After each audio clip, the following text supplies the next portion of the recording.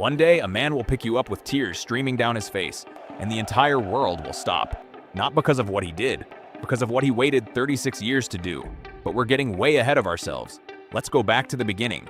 You took your first breath in a small studio in Italy, 1974. Milan, to be specific. A sculptor named Silvio Gazzaniga spent months shaping you out of 18-karat gold. Actual gold, 4.5 kilograms of it, which sounds luxurious until you realize you're going to spend the next 50 years being grabbed by sweaty hands and held over people's heads in the rain. The design is two human figures, arms raised, lifting a globe. It's supposed to represent triumph, the moment humanity reaches for something greater than itself. Deep stuff. Anyway, bad news, my friend. Your life started in hard mode, because you weren't just a trophy, you were a replacement. The original World Cup trophy, Jules Rimet, had just been retired permanently. Brazil won it 3 times and got to keep it forever, which sounds fair until the next part. It got stolen and was never recovered. The entire trophy, gone. So before you even left the studio, you were already carrying the pressure of replacing something that literally disappeared off the face of the earth. Great start. Your first World Cup was 1974, West Germany. You were handed to the German captain Franz Beckenbauer after a final against the Netherlands. The Dutch had Johan Cruyff. They had total football. They were spectacular, and everyone knew it. They also finished second. You went to Germany. Beckenbauer held you up like it was nothing, like he'd done it before. He had not done it before. But here's the thing, Pelé wasn't there. Brazil didn't even reach the final.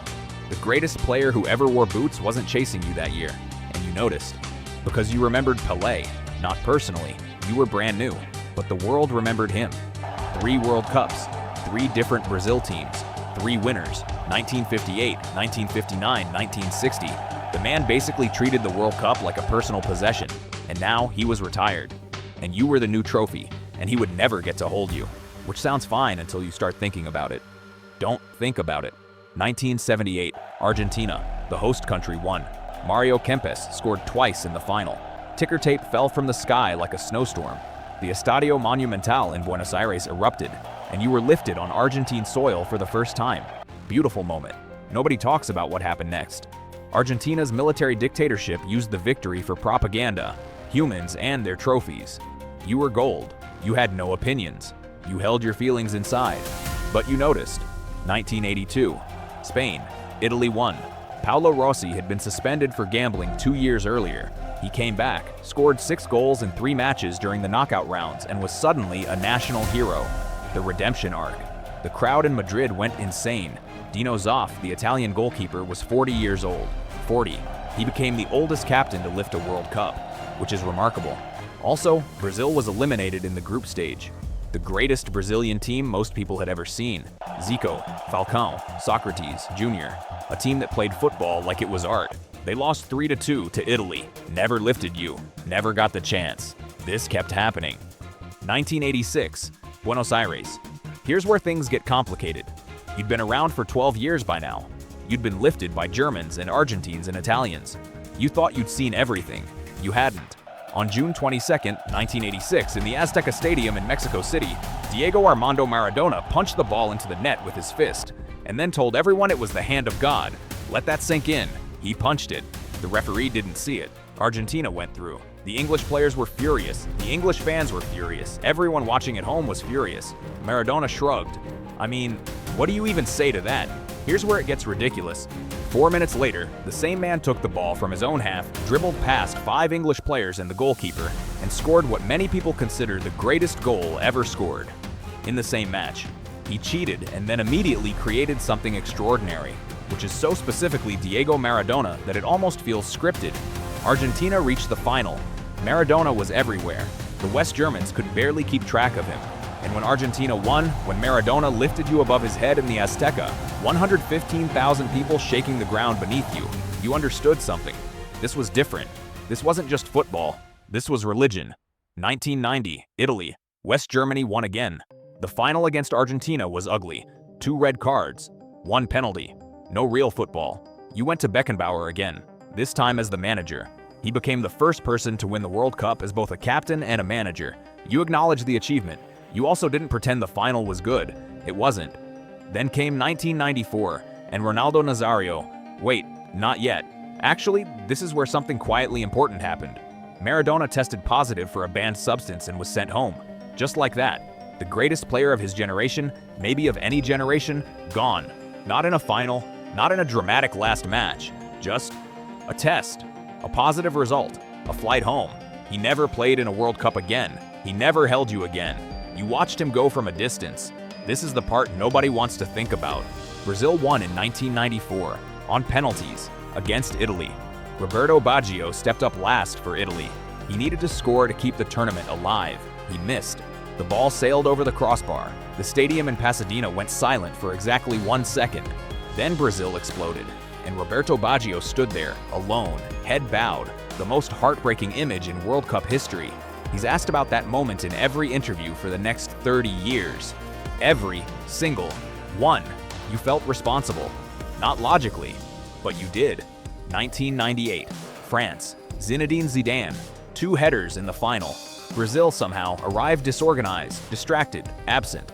There were rumors about Ronaldo Nazario, a seizure, a medical episode, something. The truth was never fully confirmed. He played anyway. He was a ghost of himself. Brazil lost 3-0, and Zidane, the Algerian-French kid from Marseille who grew up with nothing, lifted you in the Stade de France in front of his entire country. France '98 was the most perfect version of football as a national story. 80 different nationalities on that French team, every single one of them celebrating in the streets. You were at the center of it. 2002, Ronaldo Nazario came back. 4 years after France, after the collapse, after the rumors, after people quietly decided his best days were behind him. He came back. He scored in the final against Germany, twice. He ran toward the corner flag with his arms out and his face open, and the entire world remembered why they fell in love with football in the first place. This is the part where you feel something you cannot explain. He was supposed to be done. He wasn't done. And when he picked you up in Yokohama, when Brazil's 5th World Cup was complete, when the tears came, you understood that sometimes the story isn't finished when everyone thinks it is. 2006, Germany, Italy won again. But that's not what you remember about 2006. You remember the final. France versus Italy. Extra time. Zinedine Zidane, who had come out of international retirement for this tournament, playing his last professional matches, leading France to the final almost alone, headbutted Marco Materazzi in the chest in the World Cup final in extra time. In his last match, he was sent off. France lost on penalties. Zidane walked past you on his way off the pitch. He didn't look at you. He stared straight ahead. The most surreal exit in sports history. To this day, nobody fully agrees on what was said. Materazzi admitted to saying something offensive. Zidane has never fully explained his reaction, and honestly, at this point, the mystery is better than the answer. 2010, South Africa. Spain won. Xavi, Iniesta, Villa, Torres, Busquets. The greatest club generation in Barcelona's history, translated into an international team. Andres Iniesta scored the only goal in the final against the Netherlands in extra time. He pulled his shirt off to reveal a message for a friend who had died. The whole stadium, the whole world, paused for a second. Football is really good at those moments. 2014, Brazil, the host nation, the Samba nation, the 5-time champions on their own soil. This is where things go badly. Germany 7 to Brazil 1. Messi watched from the opposite side of the bracket. He'd reached the final. He'd dragged Argentina there on his back, through a group stage, through knockouts, through pressure that would have broken most players. The final, Germany, extra time. Mario Götze controlled a cross on his chest and volleyed it into the net. Germany won, and Lionel Messi, who had just been handed the golden ball as the tournament's best player, stood on the pitch holding a small glass trophy and staring at the ground. Not at you. He couldn't look at you. You were already in German hands. He was 27 years old, and standing there in the Maracanã, in the country of football with the whole world watching, you could see it on his face. The question nobody was saying out loud, is this the closest he ever gets? Wait. Are we really doing this? Are we really asking whether Messi is one of the greatest players ever, but somehow incomplete? Yeah, that's exactly what was happening for years. Every tournament, every Copa America final, every near miss. The comparison always waiting. Maradona did it. Why can't you? Which is one of the most unfair questions in sports.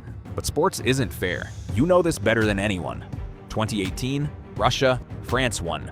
Mbappé scored twice in the final. He was 19 years old. 19. He became the second teenager after Pelé to score in a World Cup final, which is the kind of sentence that shouldn't be possible. He was electric. He was terrifying. He was already a problem. Croatia pushed France to the limit. Modric played the entire tournament like a man possessed. France won 4-2. Mbappé picked you up as a world champion at 19. And then, this is the part that matters, he went home and waited. Because somewhere else in the world, Lionel Messi was still waiting too. 2022, Qatar, Sunday, December 18th, France versus Argentina. And here's the thing about this final. Most World Cup finals are forgettable. This one was not. Argentina led 2-0 with 10 minutes left. Comfortable, almost over. Then Mbappé scored. 2-1. Argentina breathed. Then Mbappé scored again. 80 seconds later, 2-2. Extra time. Messi scored, 3-2. Mbappé scored, penalty again. Hat trick, 3-3. I genuinely do not know what to tell you. 80,000 people in the stadium couldn't process what was happening. A billion people watching at home couldn't process what was happening. Two of the greatest players alive in a World Cup final, trading goals like this was a video game. It went to penalties. Mbappé scored his penalty. Argentina scored theirs. Lloris saved one. Montiel stepped up, scored. Argentina won. And Lionel Messi, 35 years old in what would likely be his last World Cup, having waited his entire career for this moment, walked toward you and picked you up, and that was it. The crowd, the noise, the tears, his teammates lifting him, his country watching at home, weeping in kitchens and bars and living rooms. Messi and the World Cup. Finally, 36 years after Maradona lifted you in Mexico City. Two Argentine gods, two different eras, one trophy. You've been waiting for this moment longer than Messi had. Here's the strange thing about being you. You've been held by Beckenbauer and Maradona and Ronaldo and Zidane and Iniesta and Mbappé and Messi. You've been in Yokohama and Paris and Berlin and Buenos Aires and Doha.